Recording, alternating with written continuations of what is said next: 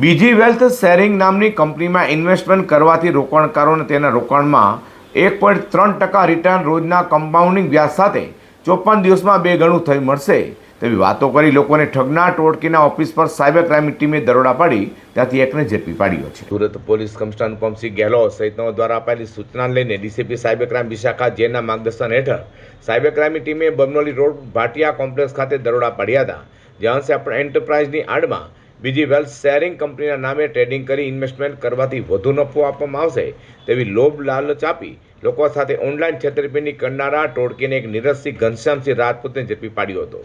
તો ઝડપેલા આરોપીઓ અજયસિંહ ઉમાશંકર રાજપૂત અને અલાઉદ્દીન તથા ઇમરાન વોરા અને સુપારસ શેઠિયા સાથે મળી લોકોને $100 રોકાણ કરવાથી 54 દિવસમાં નાણાં ડબલ કરવાની લાલચ આપી ઠગાઈ આચરવાની કબૂલાત કરી હતી।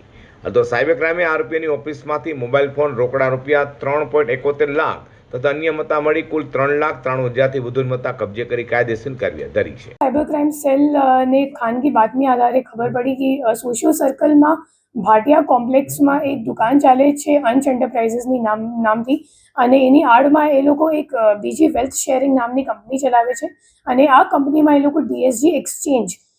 જે ઇન્ડિયામાં RBI દ્વારા ઓથોરાઇઝડ કે સેબી દ્વારા ઓથોરાઇઝ નથી એવી એક સ્ટોક એક્સચેન્જ કે ક્રિપ્ટો એક્સચેન્જ નામની એક એ લોકો ખોટી લિંક બનાવીને જે ઇન્વેસ્ટર્સ છે એમની પાસેથી રોકાણ કરાવે છે। અને ઇન્વેસ્ટર્સને એવો લાલચ આપવામાં આવે છે કે તમે 300થી 1000 સુધીનો અમેરિકન ડોલરનું ઇન્વેસ્ટમેન્ટ કરશો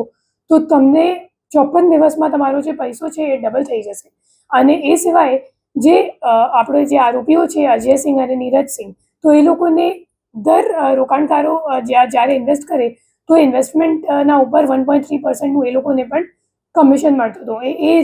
રીતની એ લોકો એક મલ્ટી લેવલ માર્કેટિંગ સ્કીમ જેવી ચલાવતા હતા। અને જેટલા પણ રોકડ રૂપિયા એ લોકોને મળતા હતા ઇન્વેસ્ટર્સ પાસેથી, તો એ લોકો એક સુપારસ શેઠિયા કરીને બીજો આરોપી છે જે આ નાસ્તો ફરતો છે હાલ, તો એમને એ લોકો હવાલા મારફતે મોકલતા હતા। આ સિવાય જે અલાઉદ્દીન અને ઇમરાન કરીને બીજા 2 આરોપીઓ છે જે હાલ પકડવામાં બાકી છે, એ લોકો અજયસિંહ અને નીરજસિંહનું એ લોકોએ અકાઉન્ટ ખોલાવ્યું હતું અને એ લોકોએ એમને સુરતની જવાબદારી આપી હતી કે તમે સુરતમાં કોઓર્ડિનેટ કરશો, અને એ રીતે એ આખી એક એ લોકો શોપમાં